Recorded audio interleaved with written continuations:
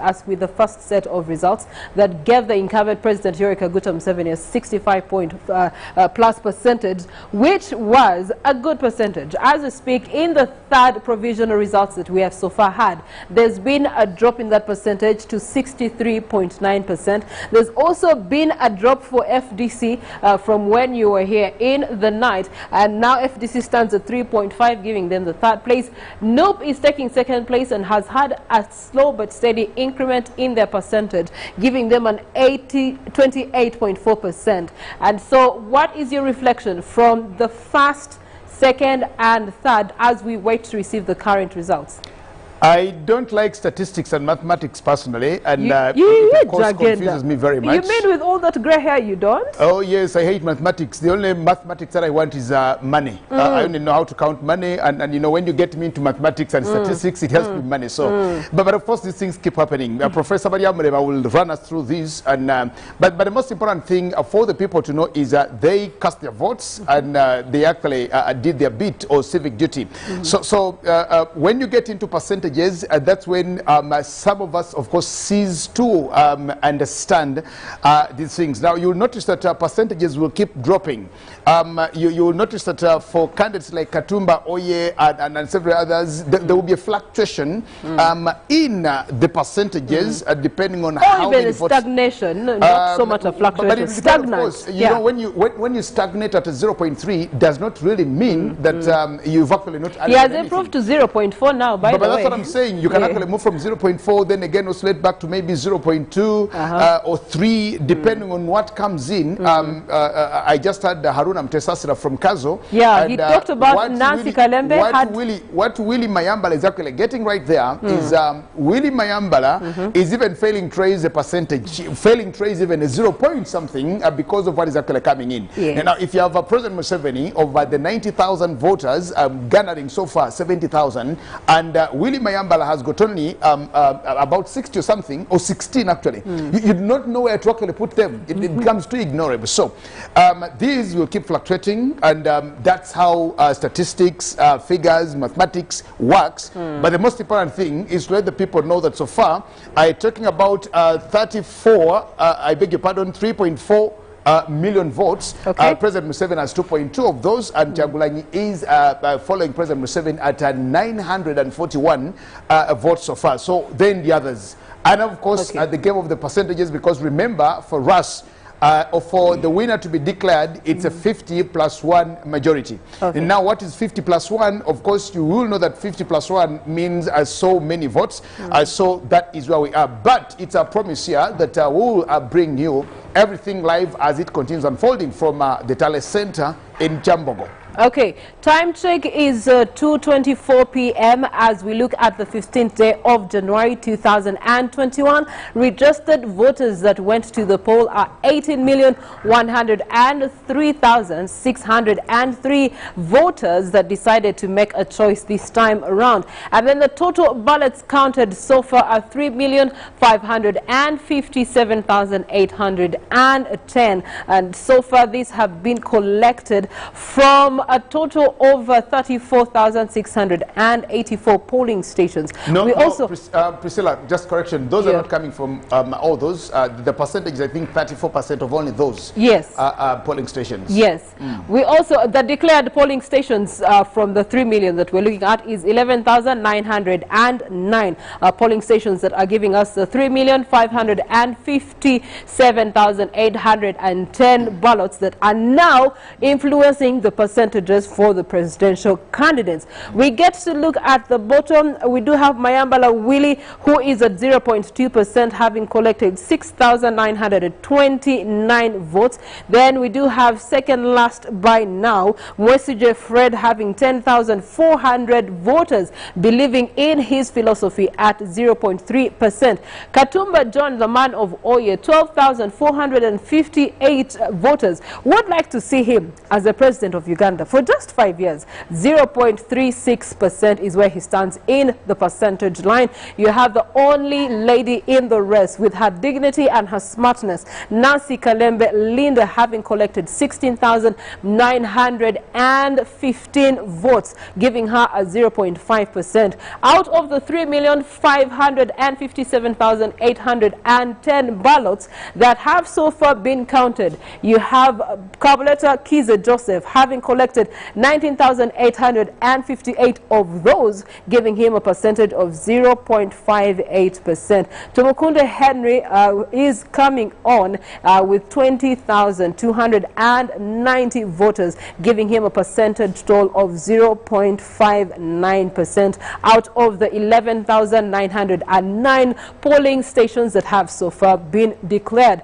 Mugisha Muntu Greg, 23,495 voters have believed in his philosophy, and they're giving him the 4th position in the race so far and a 0.69%. Now, out of all the tallying, the ballots that have been counted so far, that is 3,557,810 ballots that have been counted. Mao Norbert now steps up his game into 4th place, and he has 25,518 voters that have believed in the DP party, 0.75% there.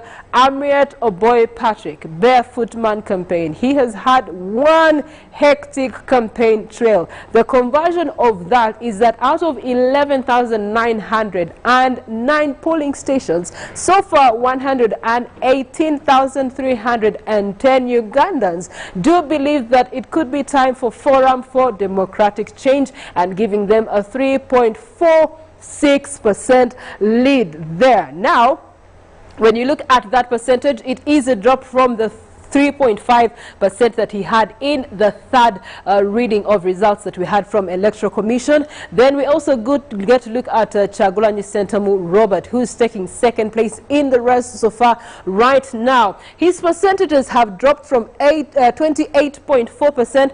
He has dropped to 27.56%, with 941,068 Ugandans believing that it could be time for National Unity Platform to take a chance at the next 5 years. At 65%, we do have the incumbent President Yoweri Kaguta Museveni moving up in percentage from 63.9% to now 65%. Out of 11,909 polling stations, out of 3,557,810 Ugandans votes that have been counted so far, he now has a running lead of 2 million, giving him a percentage of 65%. And now he continues to lead the race for presidency in the next 5 years. His commitment to Ugandans is that he's going to secure the future for the next 5 years. Jagenda. Yes, did you realize that you have 114,000 rejected votes? Now, the rejected votes are more than Mao's votes up to Willie Katumba.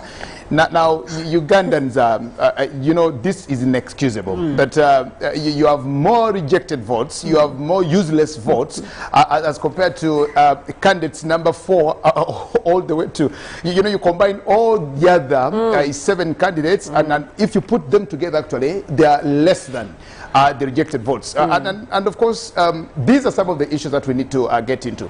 And you'd also imagine that a man like Amriat Poa, who has actually had to walk on foot, bare feet like that throughout, and he's yielding very meager from what is actually coming on. I just do not know what he's feeling. The pain of enduring the mud, the tarmac, the stones, everything, the dust in there. And well, I don't know what he was expecting, because maybe he thought by identifying as a village boy, would actually do anything. The villagers have actually denied him. They've told him, you're not part of us. You are not a villager. You're only trying to act like a villager, but you're not really part of us. If I may ask, just with that analysis that you've given, trying to identify himself as a villager, vis-a-vis us wanting to go forward as a country. Let's look at the pandemic as it hit us in the past year, 2020. We have had to look so much into areas such as the information technology sector to be able to move forward and grow.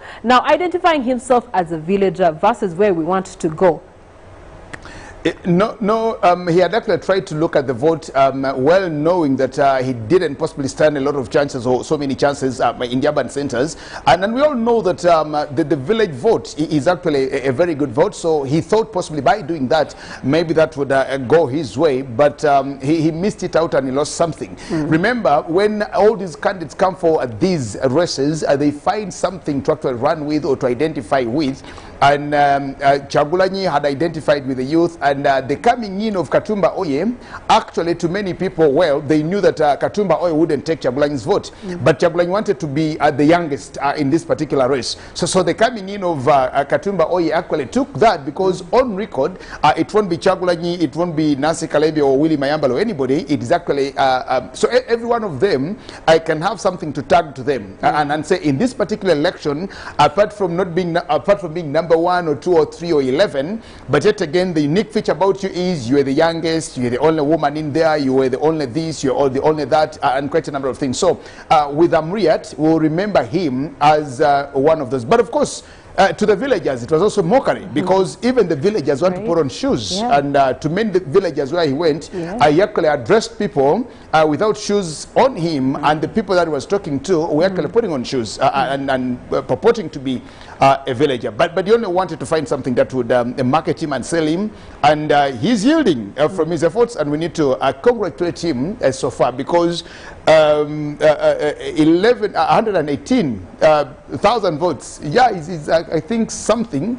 If he had actually gone for member of parliament, maybe he would be in parliament by now. All right. Well, in the next 5 years, he should plan to get into member of parliament. And he was there 3 times. Jagenda, as you've mentioned, at the end of the day, there's actually a unique win-win situation for each one of these candidates. The question remains, are they going to lose fair and square, or are they going to actually challenge the results at the end of the day? But that is something that we will be looking into as the unfolding goes And I think it's ahead. also good. That's also good. That should be plan B, because plan B is actually in the constitution, in Article 104 of the constitution. If you go into the main fair like this and you do not love what turns out of that, then plan B should actually go to court and set it out there and see what happens. But if you go to court and you have 118,000, just in case it ended here, and you're contesting somebody who has 2 million, then of course you come with evidences and say the 2 million would have been mine, and he would have actually had the 118,000. So to me, I think it's okay, but that's also a constitutional provision that is allowed for in this country. Okay. All right. From the election hub, we've had voices from analysts. We've had voices from people that are actually observing the election as Uganda decides 2021 for the next 5 years. Jagenda Semakula, I believe you do have another voice that you want Uganda to hear as we continue to look at the updates and the tally center and how the results are actually building up. Professor Venantius Mariamreba was there before, so whatever the discussion here, he knows that at some time we're also discussing him. In last election, we actually, the Willie Mayambala, as we talk about here, of course, he wasn't one of those, but you see, we were discussing. Professor Mariamreba, Abed Bwanika, and so he's in studios to actually tell us the feeling. Having gone through an election, you've done all the things, you've campaigned, done several other things, and it comes to this day. Professor Mariamreba will actually tell us the feeling. Where do you sit when you're watching these things coming in? Are you in your bedroom? Are you in your sitting room? Where are you? And how do you feel that that is the outcome of the election as it keeps coming out and unfolding? So Professor Venantius Mariamreba is going to take us through that. And of course, he was here during the times of nominations, and he made some predictions. We want to get him back to the predictions to actually tell us, did he predict right, or he did not predict right? Professor will talk to us. Yes. Well, as a man who has walked this journey before 5 years ago, first of all, he's an educationist, and how an educationist would want to lead the country, would want to know. Also, I think, Jagenda, while you're having a conversation with him, I would like to know, we are under the new normal COVID-19. The education sector has been hit badly, and the solutions that are coming through are neither fair for the entire country. Please do engage him in that direction equally as we continue to look at the elections and the results as they're building up. From the highest office in the land, the presidency, we have members of parliament, results coming through from our different correspondents in all the regions and parts of Uganda, and all the other results that are necessary for you to know in the year 2021. The Election Hub is here to deliver to you. Have yourselves a wonderful afternoon, and let's hear the mind of an educationist in the election that is today.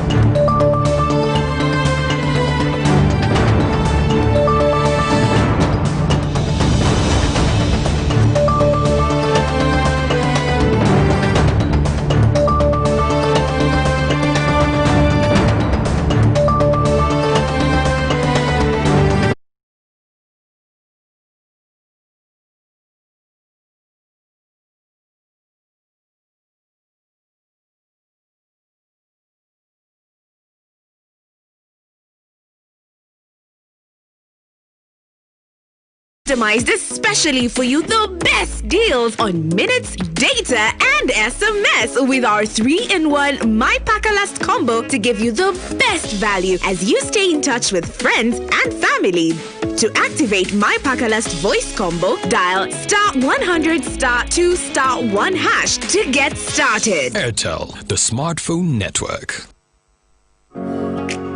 It's no secret that ICT makes learning easy. The strides made in our field could not be possible without it.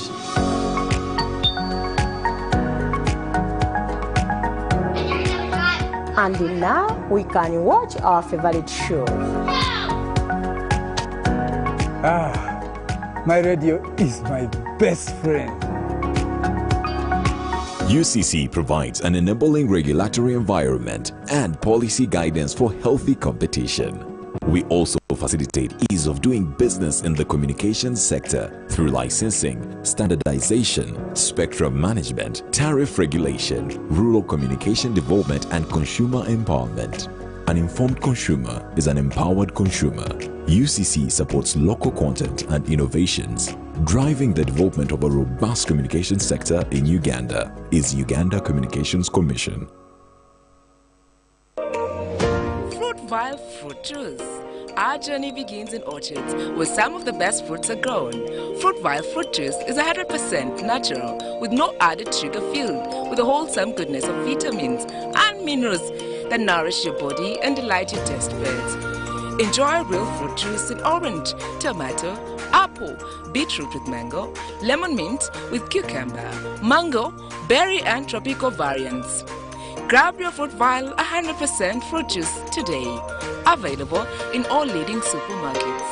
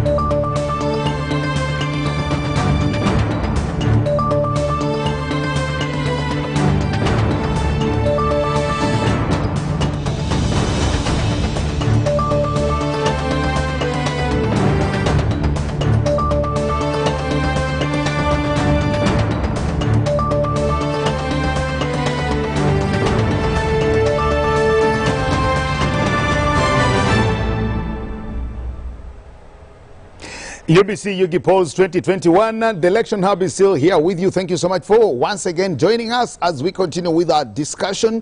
And like we said, we are moving from the unknown now, operating in the known. All of us were talking about 14th January. Now we are talking about the events that ensued and happened on the 14th of January. Thank you so much. My name is Uganda Decides, and thank you again for joining us. Now, joining me in studios this afternoon at only 35 minutes after 40 minutes after the hour of 2 o'clock, we are with Professor Vanessius Bariamreba to continue looking into what has happened, and of course also following it up from the fourth provisional announcement by the returning officer, Justice Byabakama Mujenyi at Chambogo. You're very welcome, Professor Bariamreba. Yes. It's always nice being here. It's always nice being here. Yeah. I was with you here on the 2nd or 3rd of November. When, actually, I was here on the 1st. On the 2nd. On the 2nd. Yes, when they nominated President Museveni. When they nominated President Museveni, because it was actually first to nominate. Yes. Now, on that day, they nominated President Museveni, they nominated General Muntu, General Tumukonde, Nancy Kalembe was bounced, and Katumba Oye was bounced. Yes. Let's get back to your predictions. What did you see on that day when all this was unfolding? You know, on that day, I thought that looking at the way things were going, that it was clear that President was going to win this election, and I actually predicted 60.03%. And these results, the way I see them, they are going to come to that figure. For his Honorable Bobby Wine, Kyagulanyi had predicted 29.7. I had said that President Museveni and Kyagulanyi... You predicted 29.7? Yes, they will get a total of 90. And I looked at the 90 and how are they going to share it? 60.3, 29.7. The other candidates, I gave them 10%. And that hasn't changed. Because when I look at the way the results are coming in, you know, as much as we're not gotten 50%, this is a representation of the whole country. And as when we reach 50%, the percentage are not going to change so much. Exactly. Even if you add 10,000 of like, you know, 6 million votes. So it won't change much. But also predicted that this Honorable Semujunganda, that was the only one in the Kampala likely to survive the NUP wave. So you've seen how NUP has swept most of Kampala. And of course, the other thing you should expect coming, there's going to be now another wave when it comes to local government elections, the local councils. I don't see Lukwago surviving. Lukwago, the Lord Mayor? I don't see him surviving. You see, what if he's watching you now? No, I mean, he's my friend. I can tell you. You see, Bobi Wine right now is looking at 2 cities, Masaka City and Kampala City. If you know you're not going to State House, you should come to City Hall. So, and the other thing, you know, what you have to realize, that Bobi Wine wants to have a political base. If Lukwago won the mayoral seat here, the first thing would say would be, have defeated Bobi Wine, have defeated Kyagulanyi, have defeated Museveni. So it gives him the momentum to say, I can now rise up and contest on FDC ticket as a presidential candidate. So he will be denied that. Bobi Wine cannot allow him to have that. He'll be denied that. That one I'm very sure. Maybe this COVID, he will not survive it, means COVID, because you know how was the message spread around Kampala and other neighboring districts. It was on social media. I don't think social media is going to be off up to 20th. The other thing is that I know that the way Bobi Wine works, he's going to organize a press conference anytime. Even today, maybe tomorrow. He's done one already. He's doing one already. So as he does that, he will start spreading the message. Vote the umbrella. And the people know what to do. Well, just getting back to what has happened, let's talk about these people. Try to look at them individually. Looking at Patrick Amriatoboy of the FDC taking over from Dr. Kizza Besigye. And the man who was, you contested against Dr. Kizza Besigye, and I don't know what you're feeling to actually contest against a man like Dr. Kizza Besigye. You were in the race with him. Now setting stage and paving way for power. Then you look at Muntu, who was also in the same party. Muntu tried it out with Dr. Kizza Besigye, and no, he was always conceding defeat. He was always conceding defeat in the, at party level. At party level, until when he got a moment to actually also lead the party, and now he led the FDC party, which was looked at as a very vanguard, a strong opposition party. When you look at the performance of Muntu now and Patrick Amriatoboy now, this worries you and tells you something different. What would you have to say about that, Professor? No, what actually comes out clearly is that at presidential level, if this was just Besigye, individual merit, and that's why when he left the presidency, you know, like in every home, you need a father figure. So when he left the presidency, even in Rukunjiri, it has turned yellow completely. It was never the case. And when this lady, Honorable Winnie Kiza, she was the leader of opposition, remember? She had brought a lot of momentum in Kasese. And they had taken Kasese. I have not checked for Kasese, but a big part of Kasese, if not all, is going to turn yellow. You know? So it's very, very important that when you have these people that are like either role models or these, where the party rotates around, you keep them in the system. Now for Mugisha Muntu, it was, I think, not good on his side to concede defeat to Kizza Besigye in the party twice. You know, he would have contested against him. Once you lose, you let it go. You wait until the guy is off and then you contest. But again, you see, at that time of Mugisha Muntu, there was a serious fight within FDC. They knew that if Mugisha Muntu remained president, he was likely to defeat Kizza Besigye when it comes to the presidential whatever elections. So they wanted a weaker candidate, and that's how Amriat came in. They wanted a weaker candidate. Amriat came in. When Amriat came in, this lady Winnie Kiza was also becoming very powerful as well. She had become very powerful. Yes, then she was removed. Now, what I can tell you is that this has been a total failure on behalf of FDC, on the side of FDC, because Amriat, to move from 35% of what Besigye had given the party to less than 4%, it's a big failure. If I was Amriat after this, like next week, I would resign from that position to give a new leader an opportunity to start early to rebuild the party. Because to me, something of less than 5% for Amriat, it's not like he has succeeded. Okay, our correspondent in Kasese are watching you, and I heard you say you've not checked with Kasese, and what is coming through to me now is President Museveni is in a very comfortable lead in even at parliamentary level. In Kasese. Actually, at parliamentary level, Centenary Robert has actually lost, and another who I actually want to get the name, but those of course were there for FDC. The Honorable Nzoa has actually also lost. Nzoa has lost, Centenary has lost, and you can imagine because actually Centenary was coming in for the very first time, that Kizza Besigye wave is what brought them, and they're now also exiting Kizza Besigye and Winnie Kiza. So if Winnie Kiza had been left in that low position, FDC would still be strong in Kasese. As leader of opposition? Yes, if she had remained in, because she had that power. Now they would be leading in Kasese. And Winnie Kiza was very strategic. When she saw what was happening, I think she weighed and said, if I go back, but if I lose, I would rather not contest. But hasn't she lost it with Muntu because she moved from the FDC, joined the ANT, and just look at the performance with now a very powerful woman like Winnie Kiza on that campaign trail, and you're just getting a paltry result like you that. See, when Muntu formed the anti-parties, because you don't have internet, you'd have checked my Facebook page or where. When he formed the ANT party, I have it in my head. Yes, I told him, and I even wrote, and I said, Mugisha Muntu, you are saying you have several MPs in the parliament who are going to cross in 2020, like they are going to wait until that 1 year when they can cross. I said, but there is no law stopping any MP from declaring that they are going to join ANT in 2020. Why can't they come out now? If they don't come out now, your party is going to just die. So he went on to say he's building structures. Around nomination, I said the ANT is not going to get many votes. Immediately, the week after nominations, I said the Muntu will not get more than 2%. Actually mentioned the I remember you talk about that. Yes, and he's not getting it. And recently, about a week ago, I wrote a piece also and put on my Twitter page and Facebook. And I said, Mugisha Muntu wants ANT to survive. Immediately after these elections, he should resign and let Winnie Kiza take over. Winnie Kiza, as a woman, has a base. She can appeal to other women across the country. She can appeal to some youth. And she can also rely on that Rwenzururu region to create a base. She could easily revive that party. Otherwise, it's dying. And I was very shocked when Honorable Gerald Karuhanga decided to take on that ticket of anti. You know, together with Paul Muyo. In Western, when you take on a ticket of a party, not as an independent, people look at the party, not you. In Western Uganda? In Western. They look at the party? Yeah, they look at the party. When you choose to go with the party, they look at the party. Western, the party is the BAS, the NRM. When you want to win, you become an independent. An independent, you confuse people. They will say maybe it's NRM leaning. You are just there, you are neutral, kind of.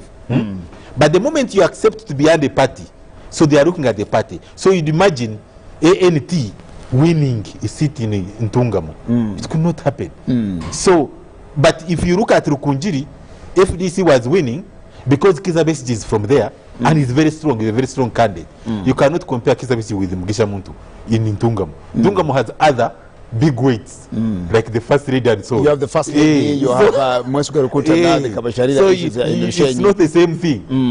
There are various forces, and more so forces that have money, more money than Muntu. So for me, I thought it was a strategic mistake. Paul Mirin Jinja also choosing to go through FDC and of course again bowing out to go to ANT. But we see with Jinja, it is opposition. And when you get the tariff from Jinja, you will see Bobby Wine, Chaguranyi. Yes, he's leading in Jinja. Leading, yes. He's leading. You will see people like Jinja City and Barieko and so on the verge of losing. Because it's opposition. So when you're opposition, at times it doesn't matter so much which platform you present yourself with. But here, in the central region, it was very clear. If you are in opposition and you don't get on the NUP ticket, the wave will take you. And that's what has happened to many of them. When you look at Buganda, for example, or central region of Buganda itself, central Buganda or Buganda itself, you'll notice that so far what I'm actually gathering is out of the 27 districts, I think managed to see 7 districts where the National Resistance Movement has not picked a single member of parliament into the House. What does that now speak to the region itself and to the politics of this country? Looking at the history, where we've come from, and of course a number of things playing out with our democracy. You see, the NRM has played this politics like if there is opposition, money flows. I'll give an example. When I call him Bobby Wine, people understand who Bobby Wine is. They say, Honorable Chaguranyi, when he became an MP, I started creating this ghetto movement. Prem 7 came in with money. You are aware. In Kampala. A lot of resources. And the youth have benefited from that money. So, when you see NRM losing ground in some of these places within Kampala. President Museveni, from the moment he's declared president like on Saturday, because he's going to be declared now, he will start working on that. And a lot of money is going to go into Buganda. That's the strategy. He remains. So, for me, when I look at central region, it's like a swing state. These districts are swing districts. Masaka is going to try to maintain that look of opposition. Kampala the same. Then funds will flow into those districts to ensure that NRM penetrates them. So when I look at the many who have lost, there are various factors. There are areas where people were feeling for Bobby Wine and Nope. They say, we don't care, we are just going to vote the umbrella. Exactly. There are other areas where Honorable Chaguranyi was not allowed to campaign. They said, we should pay you back. You never allowed us to listen to all these candidates, so let us just vote for the ones who are not able to come here with their presidential candidate to campaign, within Kampala. Then there are those other areas where you find that the candidate who is now contesting against somebody in NRM has been on the ground, has a bigger network. Let me give you an example of Honorable Chambade, Amelia Chambade. I'm told she has lost. In Maokora. This guy is called who? Hilderman. Dr. Hilderman. Hilderman. You remember the song? The one who came up with the song, went with her on all rallies, campaigned for her. Marketed him. Marketed her. Yes, exactly. She knows she was everywhere and she loved it. When you have a person like that, you have to be very careful. You cannot let them hang there in the cold. She was supposed to keep him on the payroll, Hey, yes. What for? Because he's already known the constituency. Haven't you seen? Did she ever think that this boy would have? Haven't you seen ministers or MPs who are taken out by their personal assistants? You are giving money to your personal assistant to go to a constituency, to represent you at a burial, to give whatever speech and so on. At the end of the day, they come. They are with the people. Yeah, they are with the people and they take you out. So for this musician Hilderman, it was very easy to take out Honorable Amelia Chambade, because for him, he had that opportunity of going all over. Then he said, now I'm here to serve you. Looking at President Museveni and the ministers now, the casualties that we have. When you look into the by-election, I beg your pardon, the party primary of the National Resistance Movement, there were so many ministers actually who were knocked out in the party primary level, yes. at that level. Now there are those who decided and said, we've had enough, will not return. Honorable Dujang is one of those who said, well, I've lost the primary, let me just serve my term, end it there, I've done my bit. Then there are those who said, I'll lose the primary, then I'll definitely have to come back. Now, even those who went through the primary, of course they came through and they said it was because of this or that or this or that. And then now, finding it very costly to actually come through. How about that? Some of them have speak to President Museveni? Like if you look at Shema, Dr. Erioda Tumwesije was even the chairman. He's still the chairman of NRM in the district. He violated the NRM constitution to come back as an independent. You know, but you see, I think it was unwise of them. You know, when it came to NRM primaries, it was, you remember, lining up. If you are going to line up behind a candidate, it is in the open. Now, if you're a person of that kind of caliber, a minister, the locals are supposed to fear you and line up behind you, you get it. So why that you go through. Why would they fear you? No, because you're a powerful person. You're a minister. You're a minister, you all this, you're next to the president. They will fear you, they will line up behind you. You have escorts, you have everything. They will line up behind you, hoping that you'll be defeated during the secret ballot. But when people reject you in the open and they line behind other candidates, it's important that you take the message and you don't come back under secret ballot. And when you do, that's what you get, an embarrassment. That is terrible. What does that speak to? And also, they have also to look at the candidates. Like that Katesh guy was in as a commissioner for a long time. So he's not a poor guy. He's also loaded. And he also has been doing a lot of work in that constituency, the municipality. So he's not like somebody who's new. So when he defeats you in the primaries and then you come against him, you know, now in the national election, you are really going against somebody you can't handle. If President Museveni is declared a winner of this election on Saturday, I want you to mirror us to his next cabinet, where all these have actually been knocked out. You see, when I see President Museveni is a very good philosopher. I would call him a professor, a professor of strategy. He's somebody who strategizes. And at times, some of these elections help him to kind of revive his cabinet, revive his structures. Now, if you look at the army, like in terms of security, the one thing he did and did smoothly was to ensure that the people we used to call the historicals, or the people who came from the bush, are not really in charge of the military at the moment. It's a new generation. It is only him, the commander-in-chief, who is in charge. And that has brought that transition. Actually, some of the succession. Some of the historicals are contesting against him. Yes, that's what I'm saying. But in the military, they are no longer there. You'll find only, okay, of course, you'll see like Tinye Fuza has not been allowed to retire. But he's not active. He's not in the structures. He's there, he's the first to reckon with, but he's not in the structures. Now, even those who are allowed to retire, like General Tumukundi, now he's finished. He's gone. He's going to get his less than 1%, and that's it. So this thing, yes, you see, because you see, for him, now that's why people have to know the difference. He used to go around the country, campaign for President Museveni, and would even tell some friends of his that, you know, I'm the one who's bringing this victory in 2006 and so on, you know, against Museveni. But you see, people forget that when you go to the villages, at LC1, people are voting NRM, and people are telling you about the bus, you know, they're talking about the bus, they're talking about Museveni. We are going to vote the bus. So when he asks you to go and campaign for him, at times you may get the wrong information. Say that actually, I'm the one who has brought the victory here. But now those ones have been cleaned up. Now let's come to cabinet. When it comes to cabinet, when you see the rise of Bobi Wine, people are saying these guys don't understand our issues. And it's true. If you get a lady of 60 years of age to start discussing things of girls that are 20 years old, 25, in most cases they miss the point. They don't understand those issues. So there has been this movement. Look at Bobi Wine. Most of his MPs, they are all in their 30s, 40s. The ones who have come up. There is that movement. So Museveni has counteracted. And I think also to give Ugandans some hope that we are headed in a certain direction. It is time for President Museveni now to be like the Pope. You know, in the Catholic Church they have a good system. A Pope can decide to stay on until he dies in office. Can decide, like the one who resigned, You resign when you are very, very weak or very old. You resign, another person comes on. But that one rarely happens. You get it. A pope stays in office until death. So President Museveni, he has reached. He's the only person who can get on the ballot paper and be assured that he will have a block vote from the western region. He will have a vote in the Uganda region, which is a swing state of not less than 30%. But if he wasn't there, somebody can easily get a block vote from central region here, and gets vote from eastern, and here there is a new president other than from NRM.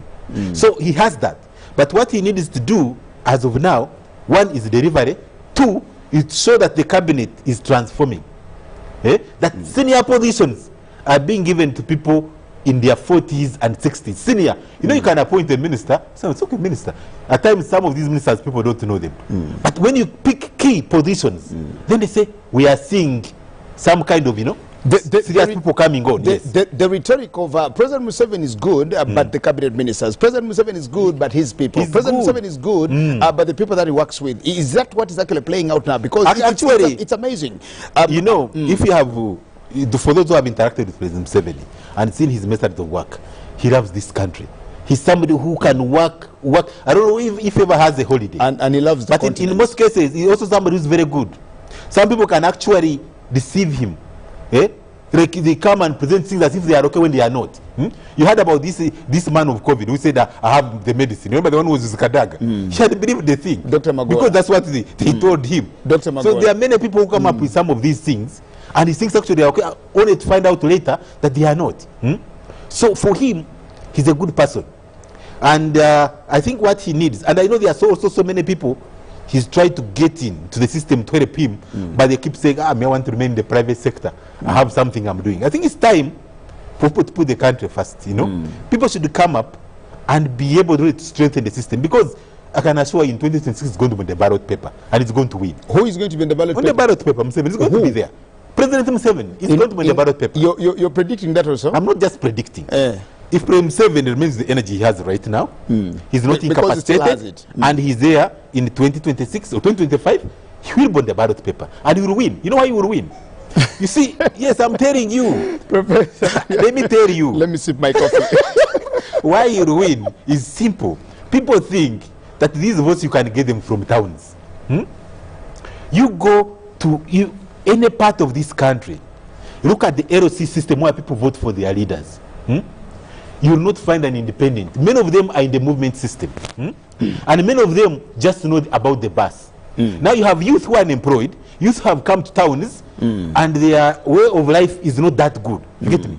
Those tend to oppose whatever the government is doing. They say, no, the government hasn't looked after us. But the youth who are deep in the villages, they are okay with the villagers. They are drinking their tonto. The moment somebody goes and gives them tonto, they are okay. And they vote with their elders. The vote is for the bus, is for the bus, and that's it.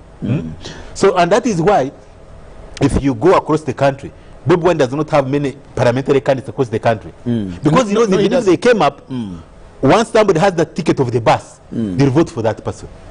Let's talk about the man in Arua, Wadri, Kasiano Wadri, yes, who came through that by-election after the death of Kana Biriga. Yes. He comes with a people power wave, and midway the journey, he actually says, "I cannot join the NUP," which was people power, of course, and he turned into a political party, a political outfit, and he said, "No, not go with this because of X, Y, and Z.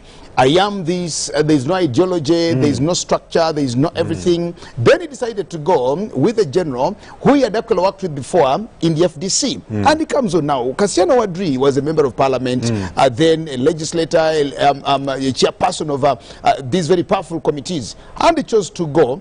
He's now become one of the casualties, just coming from the by-election in 2018. And he's now, again, kicked out. That is when you miss out on the strategy. In certain areas, you have to see which party is likely to win. There are areas I can tell you, if ANT fielded the candidate, they can't win. So Kasiano Wadri had two choices. Because you see, if he comes up under anti, NUP will put a candidate on him. If this will put a candidate on him, NRM will have a candidate. And most likely, the one from NRM will win. Because you see, votes have gone to FDC candidate, have gone to the one of NUP candidate. So at the end of the day, you'll find that he's losing.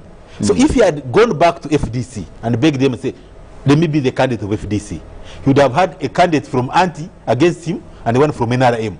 That would only be three votes. Yes, there could easily maybe win with a small margin.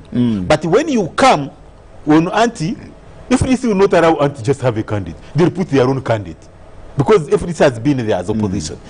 No, but because actually no also put a candidate. So you are increasing on the competition. Yet they are not, those ones are not eating into the NRM vote. NRM will win. FDC had a candidate in Arua when Kasiano had become as an independent now people power movement. But look at Anti. At that time it wasn't really people power. You know what helped even this the one you're talking about Wadri to actually win. It was that scuff where they were shooting and the driver died. So there came this sympathy vote. Because he was actually voted for when he was in jail. Yes, it was sympathy vote. And he also did not understand the dynamics. You see, in northern Uganda, Bobi Wine can go there and campaign for the candidate wins. But it's not the same as Bobi Wine looking for the votes in northern Uganda. When he goes there, other factors come in. The same way Mao cannot come to Uganda region here and just look for votes. From those days of Milton Obote, there are certain things that are still unresolved between those two regions. Before we leave Anti fielded 93 direct MPs and 23 women members of parliament. It will not get more than 4 MPs. How many has he got so far? I don't even know. Statistics. DP will not get more than 5 MPs. And DP from 15? DP is done. It will not come up again. You know why it won't come up again? DP was started as a Catholic party, and most of its MPs were coming from Central region. People look at NUP as this party that has a base in Uganda, but also people who look at the leadership, they say it's more inclined towards what? The Catholics. So NUP is going to clear DP completely out of Uganda. Without Uganda, DP has no... Was it a good strategy for Bobi Wine and his NUP to actually tap from the opposition parties that were already there, as opposed to tapping from the NRM? Or was he adding on to the opposition, or he was actually again fishing opposition from politics opposition? Is not about strengthening opposition. It's about strengthening your own party. Basically, did the same. You don't strengthen the opposition. It's about strengthening your own structure. Opposition, actually. Now, when it comes to 2024, you will see many people in the other parties in opposition crossing to NUP, depending on how it handles its what? It's board game in this period. So, and that's why I'm saying, if NUP wants to be strong, it needs now to focus on the local council elections, where they have candidates. You know, in Uganda, you must understand that the biggest or powerful people in Uganda, apart from those who are the royals, they come from Masaka. You are aware of that. So Masaka city is so critical. So Bobi Wine must get that seat of the mayor of the city of Masaka, so that now he can have other people spread in that area. If you don't get into State House as opposition, you need City Hall. City Hall is very critical. So Bobi Wine now, Kyagulanyi, must ensure that he gets City Hall. He gets City Hall. If he doesn't get it, then opposition, like FDC, will say, we are still strong here. So they will start trying on how to stay again penetrate Central region, you know, and he doesn't want that. Also, Lukwago has this opportunity, like I told you earlier, of thinking that if he can now win, he will say, I have defeated Museveni, I have defeated Kyagulanyi, now I'm coming with the bank as a presidential candidate for FDC, and people will believe him. And Bobi Wine cannot allow that. I think even Chameleon not getting that NUP ticket of road mayor was along those lines. Because if Chameleon came in as a popular musician, knowing Bobi Wine came in this season, you will not win the presidency. Did you know that? How do you know? He himself knew it. He himself knew. Yes, because this is a journey. That's why even when he voted, he said, this is a journey. You know, we've at least laid this foundation stone. We are getting somewhere. Because he knows now with NUP, with these MPs and the structure has gotten, how many do you think he will bring in by the end of the day? By the end of the day, it will be, there will be over 20. There will be over 20. Over 20. So he's taking over an FDC? But you also have to see, because of that thing of the court case, he was not able to field many parliamentary candidates. Some of them thought the party would actually would not be there. So they were just in that confusion. You know, many had to go and get other tickets and so on. If there wasn't that confusion of the court case, actually it would be in over 40 MPs. Let's look at the NUP now as the biggest, as now the opposition party, producing and giving us a lead of the opposition. From Professor Gengala Tigo to Nathan Nandala Mafawi to I think Astiano Adri to Winnie Kiza to Betty Awola Chan. Let's look at who can actually come from NUP as to match. The likes of match that caliber. To match that caliber. When I look at the Honorable Chaguranyi, he may not actually come for that match. He may go for royalty. Somebody who can be very royal. And so you can't easily tell that you just pick somebody. But you see a guy like this Honorable Medad Segona. Medad Segona? He's in NUP. Nambesi from Budadiri, Nambesi. Nambesi. John Baptist Nambesi. But you know, when you look at the Abedi Bwanika, if he comes, Abedi Bwanika, as much as he's a first timer, but the good thing we know with Medad Segona, he's also a lawyer. You know, Parliament, you are there to legislate. That's why most of the time the Speaker of Parliament is a lawyer. It's not a necessary requirement, but he's a lawyer. So when he's there, he would be speaking with authority, and he's been here for some time. But of course, they are good candidates. You've talked about Abedi Bwanika. Even this guy who was in MTV, the one who has won here, Senyonyi, you could be shocked, and his name leader of opposition, as much as the first timer. You see, Bobby Wine wants also to demystify this thing that first timers cannot lead. That's why he was in Parliament for less than 5 years. He's a presidential candidate, and people are saying by and far he's successful. So you can also pick somebody who's just new, like Senyonyi, and he become leader of opposition. Mathias Mpuga.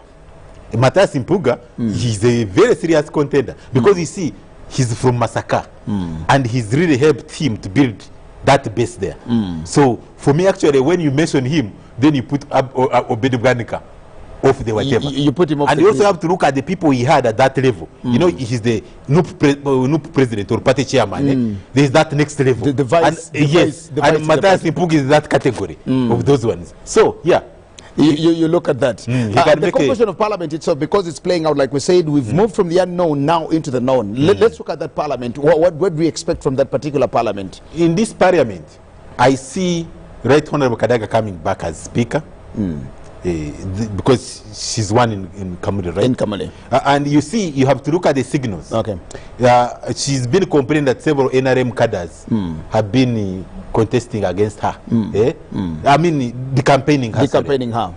And when His Excellency the President went there, these days he's very open. He used to speak philosophically. But he's now open. He said, now, for me and Kada, we no longer have issues.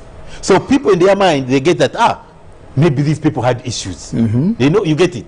But he speaks so philosophically. But this time he said, no, we don't have issues. We sorted out. And I wasn't surprised to see Kamuli in the municipality, Bobi Wine getting votes. Exactly. Many votes. You know, because people in those towns, the moment they know that the person they want support is not being supported by the system, they can give a protest vote. That's what they actually did in Busoga. Yes, they voted for Kadaga overwhelmingly. And Professor, just hold it here. We want to go to Chambogo now, where we have our brigades. Yes. Michael Jordan Lukomoa and Jethro Kaseiji are actually in Chambogo at the Tally Center. We just need to get to them, hear from them, and of course to get that update from them of exactly what is happening now before we wait for 5 o'clock, 4, the next provisional results. We'll take you to Chambogo for some time.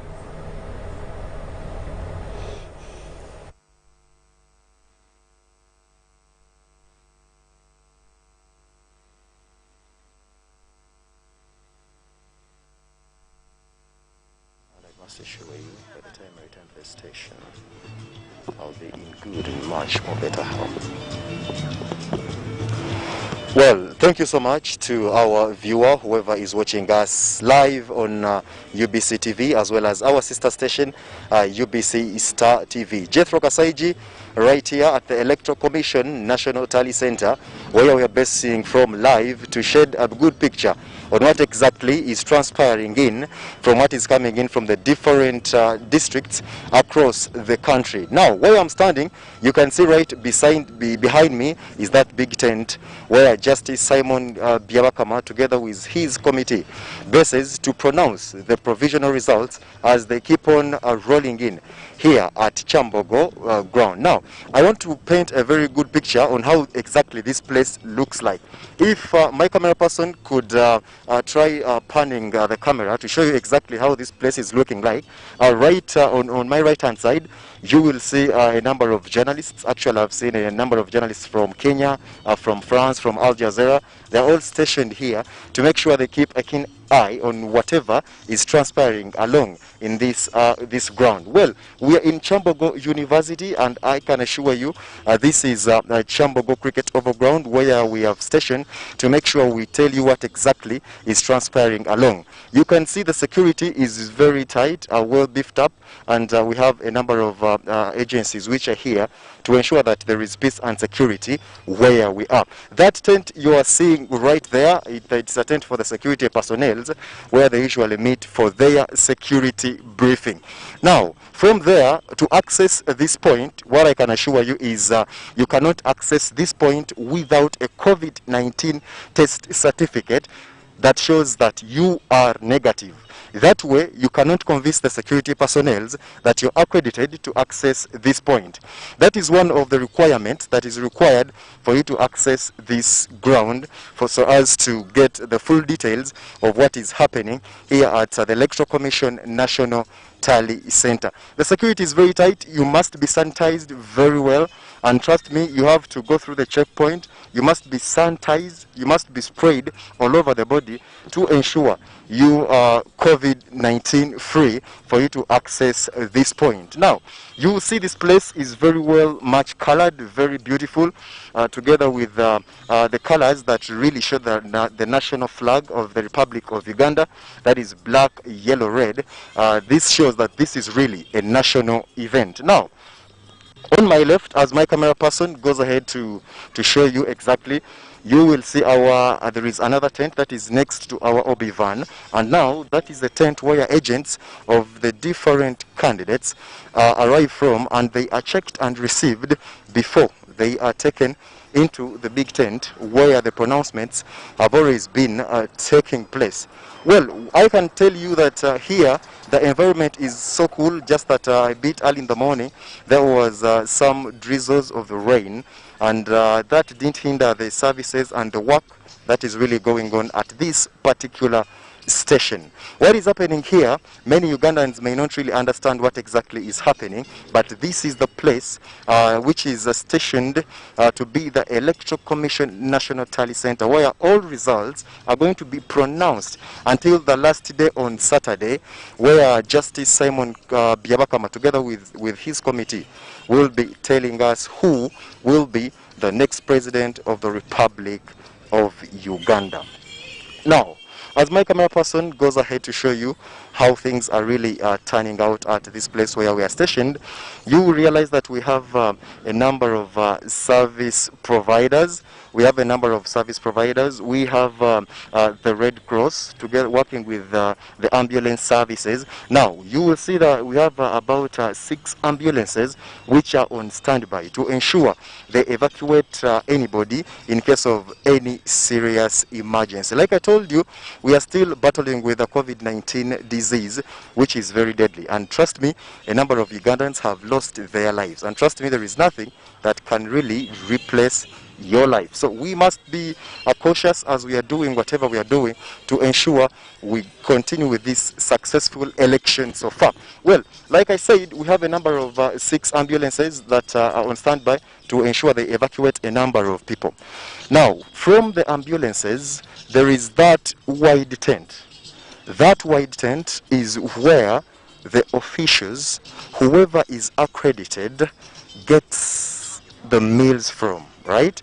For you to access the meals in that point, you must be having a coupon, you must be well sanitized, you must be well checked for you to access points from that station. Now, this first station from my right, as you move to the end of the tent, that is where some of the officials sit. Now to the extreme left, as you proceed to the end of the tent, that is where some of the high dignitaries are sitting to make sure that they have a few conversations on what exactly is happening here and within.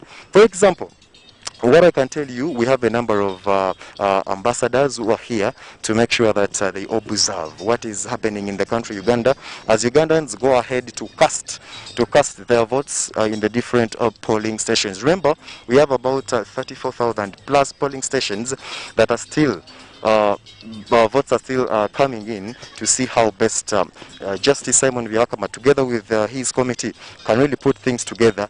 And our role is to keep you posted on what exactly is happening.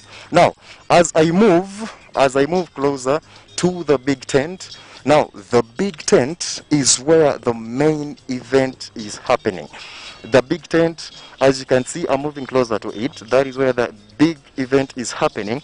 And trust me, I'm about to take you through inside to tell you what exactly is happening. Now, I have my colleague there, Michael Jordan Lukomwa, who is very much on standby to tell us what exactly is taking place inside the Electoral Commission Tally Center. Like I told you, for you now to access that point, you must be well accredited, and there are some other different tags that must be given to us for you to ensure that you have, you must be allowed to access that point. I want to get back to Michael Jordan Lukomwa, because by the time we left that big tent right behind me, Justice Simon Byabakama, together with his committee, they told us in the fourth pronouncement that they made, Yoweri Kaguta Museveni, the candidate of the National Resistance Movement, was so far leading with about 65%.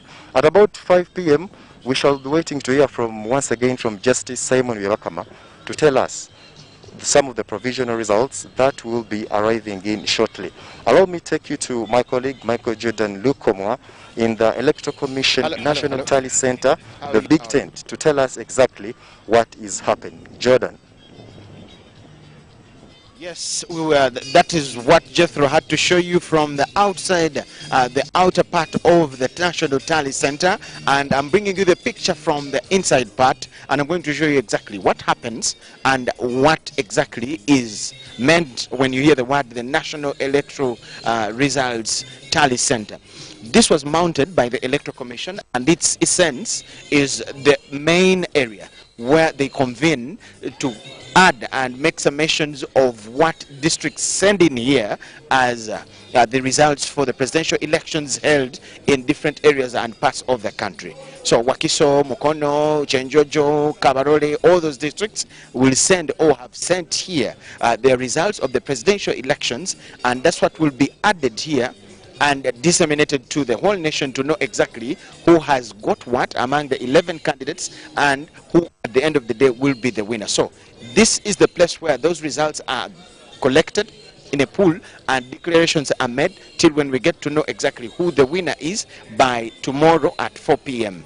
It is a place where the Electoral Commission invites a number of people to come and witness these tallying activities and the declarations as they are done time after time. The first people I'll talk about is the category where I fall myself, and that's the media. That corner there has my brothers and sisters in the profession, and that's where we have been sitting. That's where they designated for us to sit and follow the proceedings of the whole event. What is our role? It's like I've been doing this morning. It is because of us that the rest of you can get to know exactly what is happening here in the transparency that it takes. Then there are EC staff, that is the Electoral Commission staff. Those are the people that have been in charge of the electoral process, and at the end of the day they also have to handle this business. They support the chairman and the whole commission to ensure that we have the results. Then there is the National Organizing Committee members. Those are the people that have been the organizing and the preparations for all this whole event to see that it successfully is carried on and also ends well. Then we have the Interreligious Council. We know how central they are in the business of our country and all the things that they do here in Uganda. So there is a place designated for them to sit, and just in front of me here.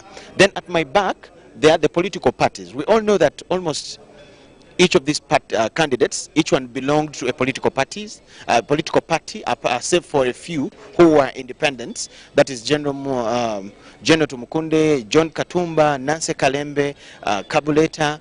They were independents. But those that belong to political parties, this is space organized for them with the laptops for them to monitor the tallying and the calculations of the votes and the results that come in. Just behind me here. Then there are observers. These are people that sit and see exactly what is being held and how it is being held. They come from near and far. They are Ugandan observers. For example, today I talked to a group that came from the East African Elections Observer Mission. They came from the East African region to monitor how Uganda is doing it in terms of democratization and the elections in general. This is a point that was designated for them to set. Now, still my brothers and sisters in the profession, especially those that are giving us the whole event live, that is the place that was designated for them. As you can see, there are cameras that are casting this whole event live to you in your homes and wherever you are, to be part of the whole event. That is how central and serious we are in this whole process as the media. So you have managed to watch activities and the whole tallying and the declarations live, courtesy of us the media, and that is our other part, because we have to give it to you live. Why do we have a second kind of platform? Behind me is now the main table that has the declarations made. It has the seats of the whole commission, chaired by, headed by the chairman, that is Justice Simon Byabakama for this case, and this is where they sit. They did the nominations here, and this is where they have done the declarations, and up to tomorrow they will be holding the same activities here. So our cameras are mounted up in order to give you that picture straight and live, to see that you get exactly what is happening in this particular place. Now, there are people that we deal with as a country, international relations, diplomats, people that come from different diplomatic organizations, ambassadors, consulars, and people like that. This is a point that was designated for them to sit, to be part of the activities that are going on here and be part of whatever information that will come out, to witness exactly what the Electoral Commission will be disseminating since yesterday to tomorrow, when they will be declaring whoever the winner shall be. So this is a point for diplomats to sit, and they have been here in numbers since yesterday. We have seen so many. Among them was the former president of the Republic of Burundi, His Excellency, retired President Domitien Ndayizeye. He is part of the East African Elections Observer Mission. He was here as an observer and as well as a diplomat. So this is where they have to sit. Now, the point that has the real reason as why we are here, that is tallying, is the other side, cordoned off and designated for people that are doing the mathematics that give us the final figures that are disseminated to the nation to know who has gotten what.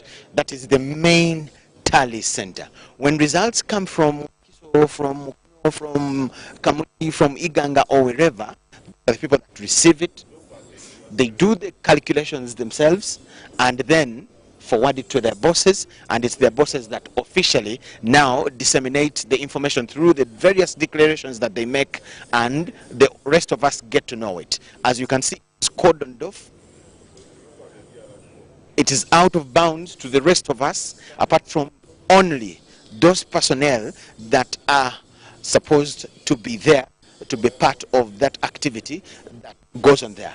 I would like my camera person now to show you some of the screens. There is one, the other side at the corner, a very big one. As we get the figures, are they flowing? Again, there are screens that are mounted to show everyone exactly what is being received and what is being tallied, and that's one of the screens. As you can see, it has figures. You can see the registered number of voters, the valid votes cast, and all that. So that screen is there for that particular purpose. That is what we call a tally center, and that is exactly what it involves. I want to take an opportunity to talk to the Secretary Electoral Commission, Mr. Leonard Molekwa. He's just nearby me here, and we want to get to know more about how a tally center is formed, how it is mounted, and probably he has more information about that, and definitely he will be able to tell us exactly what it means to mount a tally center. Is it by law? What does the law say? How does the laws of Uganda, how do the laws of Uganda define a tally center and things like that? Yes, Mr. Mulekwa. Good evening, sir. Good evening. You must be the busiest people in the world today. For this season. Because of what is happening. Yeah, but all of us, because the commission, even you, we have been with you since, with the other media houses. Definitely. We have been here with the candidates agents, political party agents. So it's not just the commission. I think many other people. Okay. Because the reason is elections, it's not about electoral commission. There are so many players. Right from the voter. Right from the voter, the political parties, the candidates, the civil society, the religious leaders, the government, the media. You know, yes, the Electoral Commission is at the center, but all in our different capacities have a role to play. Now, have a stake. Okay. People have heard about almost everything, but here is a national results tally center. I want my viewer to know, how do you come up with one as the Electoral Commission? Do you have some specifications dictated to you by the law? What does the law say, and how do you come up with a place like this? We even heard it has to be gazetted. Give us some details briefly. Be gazetted because all stakeholders know the place. If it is not gazetted, assuming go to a place quietly, because stakeholders must be present as all these activities take place. That's the reason it must be gazetted, it must be published.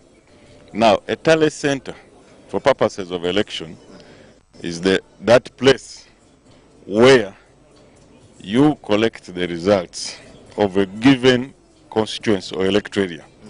In this case, we are talking about presidential elections. Yes.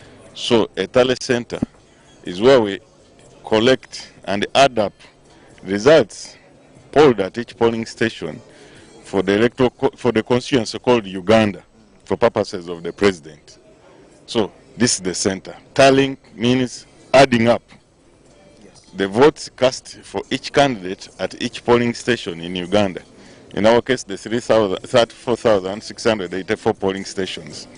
So there must be a place where this activity takes place. And this happens to be this Chambogo University cricket ground. Okay. How do results come in?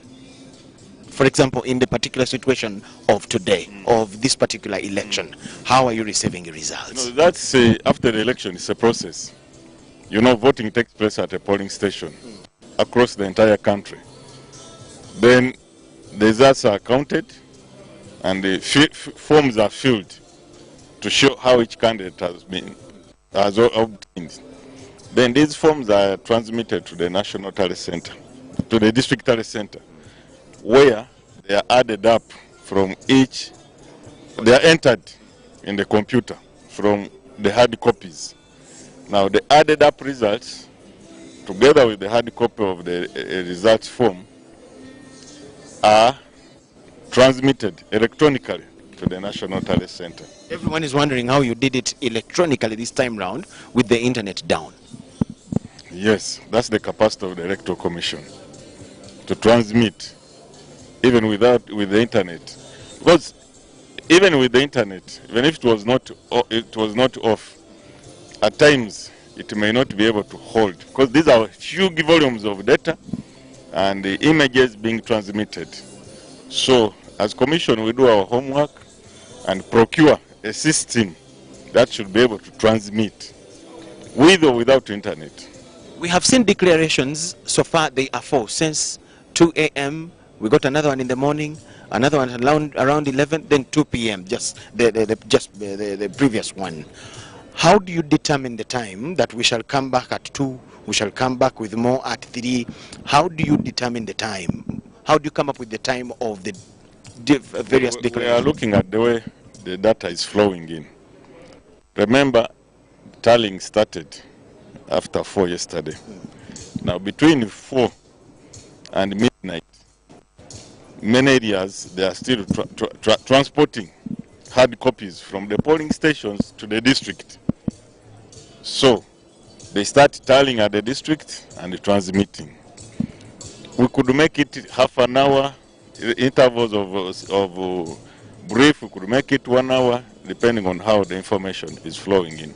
There is no legal requirement on how much time we should take in terms of interval to announce provisional results. Okay.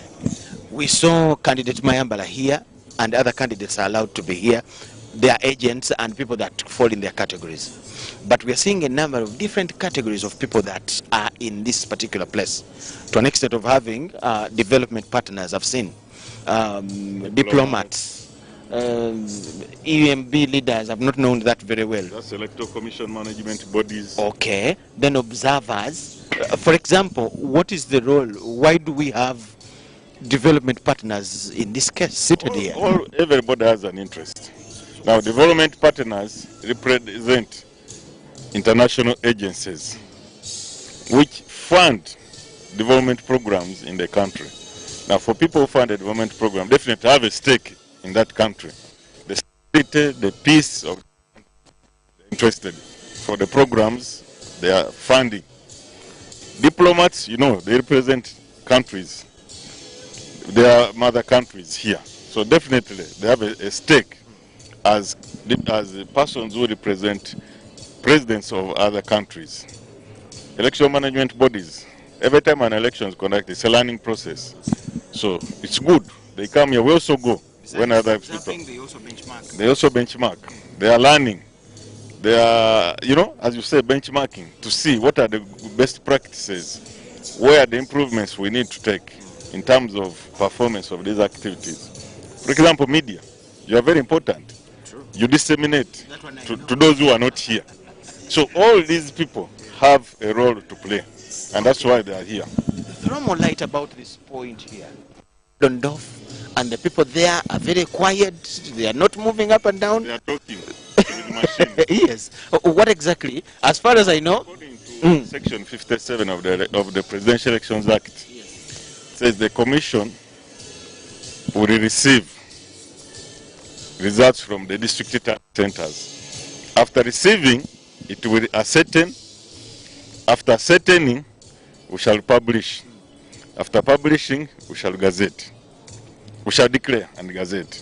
So what is going on there? That when the results come, they are going through a process called verification to ascertain that the results as captured in the computer are the right results as on the declaration of that form. So that's the activity going on there. That's why they are quiet. But there are so many. There are so many people. There are not many. There are not many.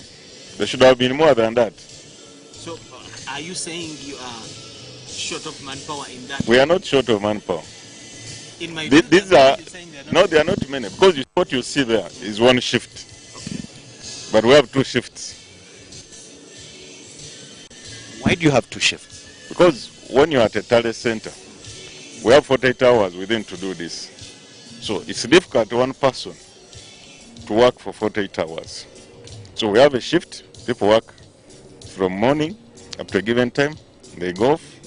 Then others come. They go and rest. That's why we must work in shifts.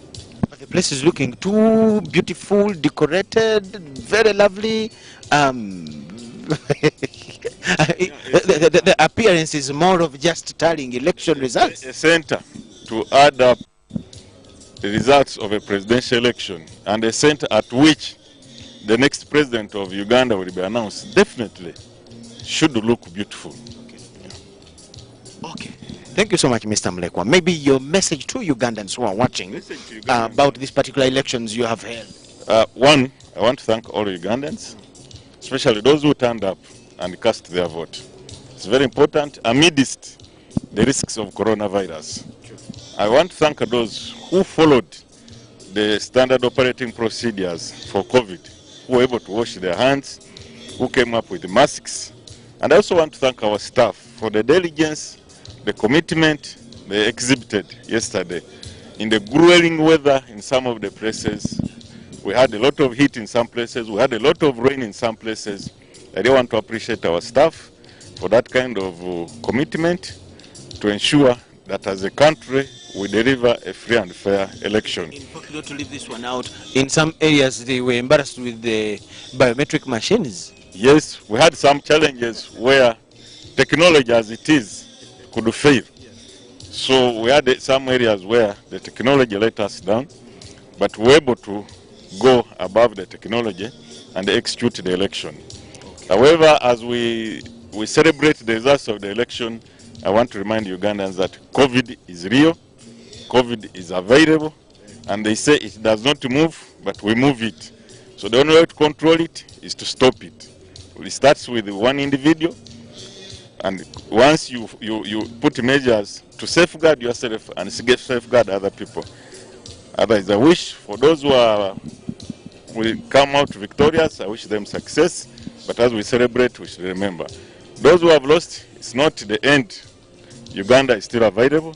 The elections will come again. I encourage them to go back, review the activities which they went through, review with the voters. Next time they may give them.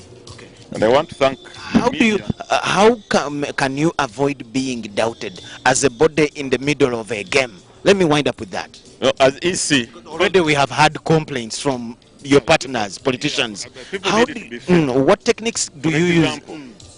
We gave all parties a copy of the voters' register for each polling station. We gave them a copy showing the number and serial number of ballot papers for each polling station. We gave them a copy of the results from each polling station. So if someone doubts or even insinuates that the results here are not the ones, I challenge that candidate to produce copies he or she obtained from the polling station, sit down and compare with the results we are going to announce from. On several occasions people have caught you on the other side where you have committed some mistakes. We have challenged those who say so. And they have won actually. How many win? Very few. We have challenged. How have you mitigated that? How have you mitigated that this time round? Because look at here, everybody is here. The results are there. We have even given media units, laptops, to probe and get the results. I also have one. Exactly. So that level of transparency is what really we are calling for.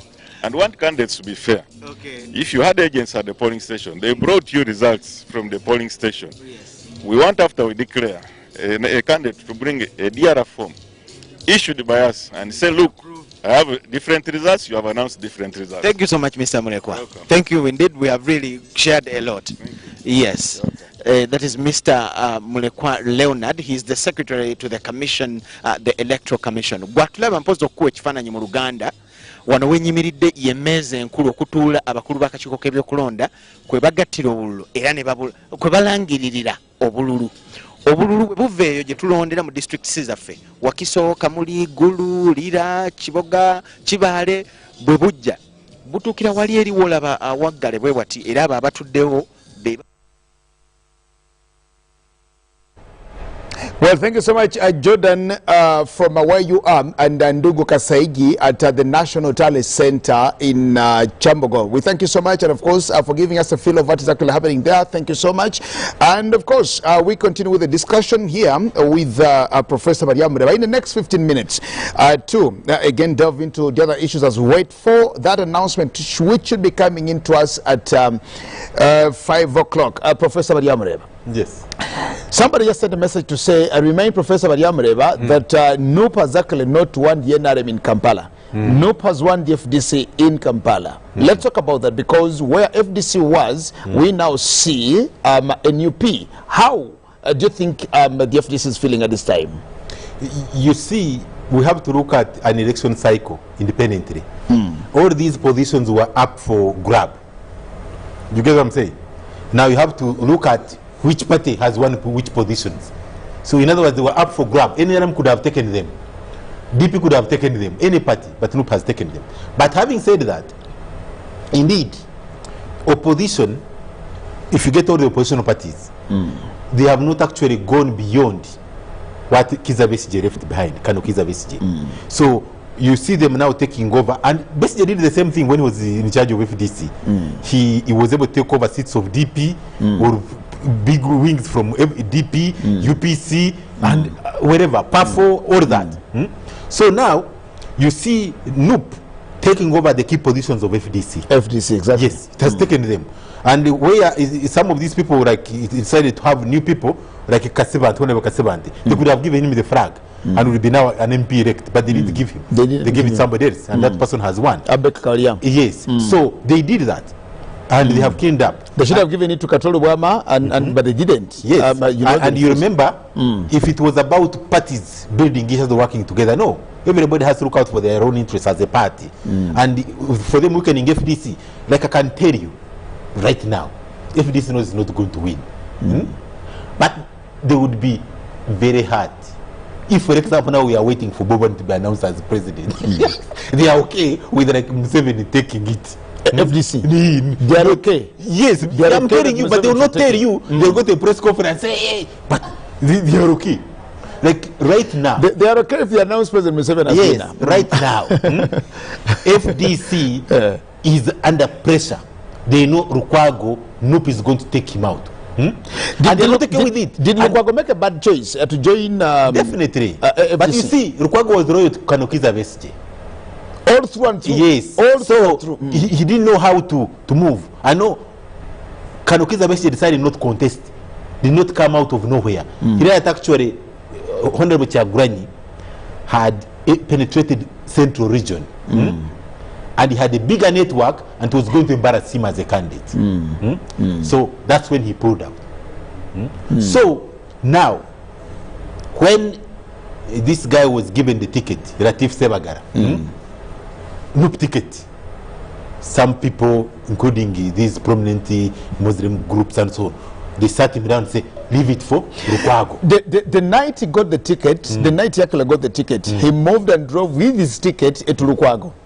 And he said they've given the ticket, but no, there's this agreement, and he actually said they did that. Then he said, I am bowing out and of this thing. That's what I'm telling you. So at that moment, FDC was relaxed, saying at least we are sure now Lukwago does not have a contender from what? From NUP. But NUP moved very fast to get their own candidate. What does that one tell you? No party is willing to say we work together. You are either with me or I shall face you in the boxing ring. So for me, the way it is now, as we speak now, as we are here, I'm sure Honorable Kyagulanyi and his team are busy strategizing. They are saying this phase is over. We have taken out FDC in terms of parliamentary seats. How do we clean them up now at local? Because actually it's so critical. Because Kampala had 9 constituencies at that time, and they were all FDC. You could say you had Kabaziguruka in Nakawa then, which is now the two Nakawas. Then you had the woman member of parliament who is also now. You had both in the Makinde East and West. Then you had Kawempe North and South. All these now, Rubaga North and South, gone totally from the FDC. And you can actually imagine where FDC is left. Soldier. Yes, they need to take it out. They need a base. You see, NUP, you cannot say we're in parliament, then we are not in charge of the local government. You know, like the mayoral races, road mayor, road councillors, mayors, like division mayors. NUP should get serious. Like among the division mayors now, these are 5, isn't it? They're 5. They should take a minimum of 3. Of the 5? Yes, a minimum to ensure they have the majority. Road councillors, they should take like minimum of 50%. Because then they should also take the road mayor seat itself. You know, you can't just say we'll have councillors. So where does this now leave the people's government, the abstract people's government of Dr. The people's government. One thing is clear, that after this election, it will be a miracle for Kano Kizza Besigye to come back and contest as a presidential candidate. He's gone. So the people's government, which had plan B, is going with this election. With its plan B? With its plan B. So which now, not know. Which I don't know. But it is going with that plan B. And now FDC as much as they are getting about 3-point-something%, they need to go back to the drawing board, and as soon as they can, they change the leadership. You get it? If they want somebody who can be serious contender, like Honorable Nanda Ramafabi, exactly, you know, asking the same. Should come on the stage now, so that he starts moving around, people knowing. You know, but if they wait for Amria to serve his term, and they are going to come like 1 year or 6 months towards the direction that we are having a party president, and now it's becoming flag I actually need to talk to our correspondent in Gulu, because we needed to know by about 1 o'clock in the night, the race for the leader of opposition, Betcha Ola Chan, was also, it was a tight one. So I also need to know, because if you also lose it, then what would that mean? But you see, even if she doesn't lose, that lady, she's a very good lady. She's a teacher. But how many people know her? Better wall. Even now as the leader of opposition, how many people know her? You know, as a party, if you want to sell yourself, you have to give those positions people that can actually prepare you as a party. Okay. You remember Honorable Latigo? He really made FDC look big. Even Nanda Ramafabi, he did his best. Even Winnie Kiza, you get it. So you have to pick somebody who can prepare the party to a certain level. But I saw that. I actually don't know her name. You have to say it for me to repeat after you. Yes, you have to say it so that I can repeat after you. So you really have to get serious and get serious candidates. If, for example, they had lacked candidates, you give that to Uganda. Some people know, but you have to look for somebody, you know, somebody who can prepare the party forward. Okay. Well, finally, your comments as we get out of here is we're waiting for the next pronouncement. Just paint a picture of what my comment. Ugandans should settle down. The elections are over. And I'm not the one to declare the results, but M7 has already won this. The results are coming in, and I don't see these results going below 60%. The way you see them coming in. Because across the country, we know the results in each district. By now, we all know. So they're not going below 60%. And I see if they go down so much, I'm saying it will be around 60-point-something. Actually, I would give him 60.3. I see Bob Wine rising to around 29.7. Then these other people, they will have taken the 90%. They will share the 10%. But I don't see Amriyat, plus the invalid. I don't see Amriyat going above 5%. But for me to come from 35 to 5% as a party, it's a big deplorable. And I would like to urge FDC. You know, us who in the movement would like a strong opposition. So when Bob Wine comes up with some people to say he has a good number, has some vote, it's good because it helps us as a country not to have a one-party system. You need an opposition to improve things here and there. So for me, FDC needs to come back as a serious opposition. Okay. You have FDC, you have NUP, they all become serious, then you have a strong opposition. But if they don't make these changes, we are going to write them off. But they say what comes around goes around. FDC came in the same format, same formula, went into UPC, went into DP, a few people from NRM, so NUP can also then created that structure. Now NUP has also done the same thing. It's gone into them, it's eating them up. So at the end of the day, opposition is going to remain that vicious cycle where they keep eating from each other, you know, without penetrating NRM and really getting serious people from NRM. Well, I want to thank you so much, Professor Vanessa Maria Mreba. Thank you so much for joining us here and for giving us your expert analysis on these issues, because you were there before. But finally, in 1 minute, how does it feel when you are on that ballot, you are in those boxes and they're announcing, and they're telling you, this is what you got? How does it feel? You know, the feeling is like, let's say in 2006, Kanokiza Besje had hopes that could actually win. Because, you know, he had big rallies, and he could not know whether those big rallies, people would come and vote for him, into votes. It translated into votes and so on. There, you are under tension. But like in 2016, there were only 3 people under tension, 2 actually were under tension. I'm sure even right when our members had known that he would not win. So it was Kanokiza Veshe and M7, and it was clear that Veshe would not win. Now in this election, I can tell you there are only 2 people who have been under tension. Others knew the results. It is even when you are going to vote. Did you see General Mugisha Muntu when he was going to vote? It was like casual. It was like for maybe an LC person has come to the polling station. You know, even the media did not go there. So many of them. You get it? That fight wasn't there. So right now, it was Bobby Wine and Seven Wonder Tension. Bobby Wine not that he's going to win, but like he had put some. Where do I go? You know, I want to raise the bar. I'm a first-time contender. Can I clock 35% or 30? You know, that was his worry. Not that he's going to win. He was looking at that. Why do I push it? He was under tension in these parliamentary seats. Am I taking over the lead of opposition in parliament? You know, am I raising enough MPs? Am I sweeping in Uganda? Am I sweeping in Eastern? Some seats, you know, and that's the same thing that's going through his mind right now. You know, Bobi Wine is still a candidate. He's looking at 20th, where we're having local council elections. He's saying now, what is the master plan?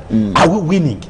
Are we taking Kampala? Are we taking Masaka? Are we taking like Kamuri municipality? Uganda also. Yes, those are the candidates who are under tension. But we talk about Amaja, you know, sipping his porridge. Well, thank you so much, Professor. Sipping his porridge.